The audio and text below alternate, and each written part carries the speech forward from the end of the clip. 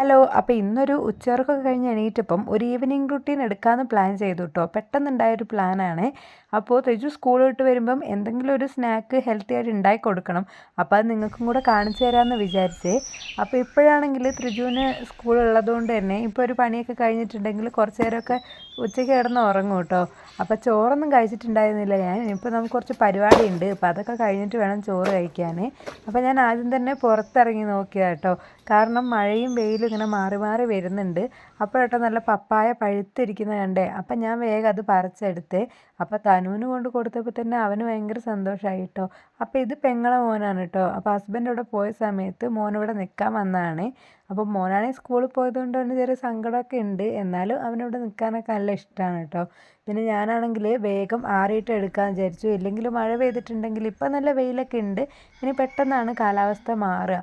അപ്പോൾ ഒന്ന് കുളിച്ച് വന്നിട്ട് വേണം വേഗം ത്രിജുവിന് ഉള്ള സ്നാക്സ് ഒക്കെ ഉണ്ടാക്കാൻ വേണ്ടിയിട്ട്.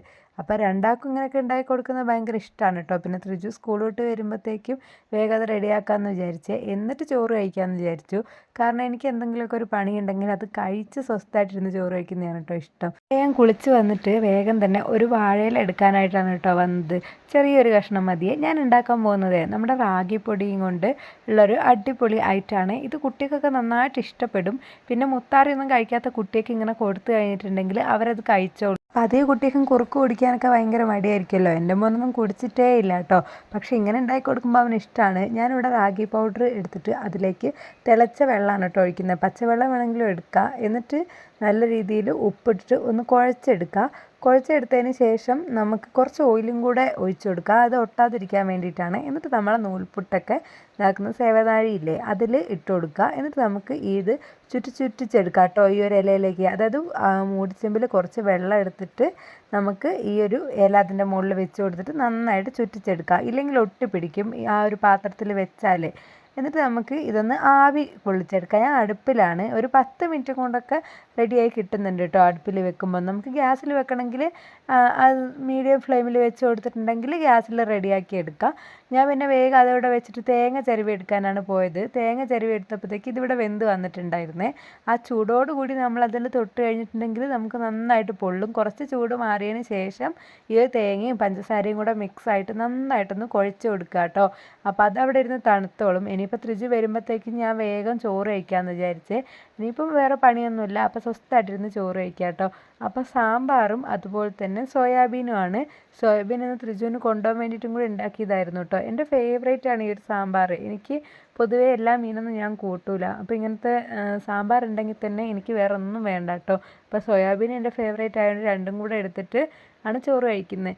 പിന്നെ വേഗം ത്രിജുവിനെ കൂട്ടാൻ പോയേ. ത്രിജുവിനെ കൂട്ടാൻ പോയപ്പോഴത്തേക്കും കാലാവസ്ഥ ഫുള്ള് മാറി. ഇതുവരെ നല്ല വെയിലും മഴയും മാറി മാറി വന്നാലും ഇപ്പം പെട്ടെന്നൊരു കാറ്റും മഴയൊക്കെ ആയേ. അപ്പം ഞാൻ വേഗം ബസ്സിലാണ് വരുന്നത്. ഇവിടെ അടുത്ത് തന്നെയാണ് കേട്ടോ. വണ്ടിയിൽ നിന്ന് ഇറങ്ങാണ്ട് എന്തിൻ്റെ പ്ലാൻ ആയിരുന്നു?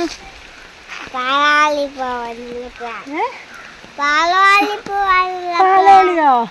കൂട്ടുകാരെ വീട്ടിലോ? അപ്പൊ അമ്മക്ക് സങ്കടാവൂലേ ത്രിജുവിനെ കാണാണ്ട്? അപ്പം ബസ്സിൽ അവൻ്റെ കൂട്ടുകാരെ വീട്ടിൽ നേരെ പോകാനുള്ള പ്ലാൻ ആയിരുന്നു കേട്ടോ എന്നോട് പറഞ്ഞത്. അങ്ങനെ ഞങ്ങൾ കയറ്റമൊക്കെ കയറി വീട്ടിലേക്ക് എത്തിയപ്പോഴത്തേക്കും വേഗം തന്നെ ഞാൻ അവനെ കുളിപ്പിച്ചേ. അവനെ കുളിപ്പിക്കാണ്ട് ഒരിക്കലും ഞാൻ ഫുഡ് കൊടുക്കാറില്ല കേട്ടോ. അത് അംഗനവാടി തൊട്ടേ അങ്ങനെയാണ്. വേഗം ഫുഡൊക്കെ കൊടുത്തു. രണ്ടാൾക്കും കൊടുത്തു. അപ്പോൾ തനുവിന് അത്ര ഇഷ്ടപ്പെട്ടില്ല. ത്രിജുവിന് നന്നായിട്ട് ഇഷ്ടപ്പെട്ടു കേട്ടോ. ത്രിജു നന്നായിട്ട് കഴിച്ച് സൂപ്പർ എന്നുള്ള അഭിപ്രായവും പറഞ്ഞേ. അപ്പോഴത്തേക്കും പിന്നെ നല്ല മഴയായി. അമ്മ ഇതാ അവിടെ രാത്രിത്തേക്കുള്ള വൈകുന്നേരത്തേക്കുള്ള ചക്ക അരിഞ്ഞിടുന്നുണ്ടായിരുന്നു. അപ്പോൾ അതിന് ഞാൻ ഹെൽപ്പ് ചെയ്തു കേട്ടോ. അപ്പോൾ ചക്കയൊക്കെ അരിഞ്ഞിട്ടതിന് ശേഷം ഞാൻ എല്ലാ വീഡിയോസിലും പറയുന്നത് ഇവിടെ ചക്ക അധികം നിർബന്ധമാണ് കേട്ടോ. ചക്കേൻ്റെ സീസൺ ആയാൽ പിന്നെ കുറേ മടക്കി വെക്കാനുണ്ടായിരുന്നു. അപ്പം ഞാൻ മടക്കി വെച്ചു. രണ്ടാളെൻ്റെ അടുത്ത് തന്നെ ഉണ്ടായിരുന്നു കേട്ടോ. പിന്നെ വേഗം വിളക്കൊക്കെ വെച്ച് ത്രിജുവിന് ആദ്യത്തെ ഹോംവർക്ക് ഇന്നാണ് കേട്ടോ കിട്ടിയത്. അപ്പോൾ അത് ചെയ്യിക്കാമെന്ന് വിചാരിച്ച് ക്ലാസ് കഴിഞ്ഞ് വന്നപ്പോൾ തന്നെ ഇന്നെന്താ പഠിപ്പിച്ചതെന്നൊക്കെ അവൻ എൻ്റെ അടുത്ത് പറഞ്ഞിട്ടുണ്ടായിരുന്നു. പക്ഷേ ഈ ഹോംവർക്ക് ചെയ്യിപ്പിക്കൽ കുറച്ച് ടാസ്ക്കാണ്. കാരണം ആദ്യമായിട്ടല്ലേ. പിന്നെ അവൻ്റെ കൈയൊക്കെ പിടിപ്പിച്ച് ഞാൻ എഴുതാൻ ശ്രമിച്ചെങ്കിലും അവൻ ഒറ്റയ്ക്ക് എഴുതുന്നുള്ള വാശിയായിരുന്നേ.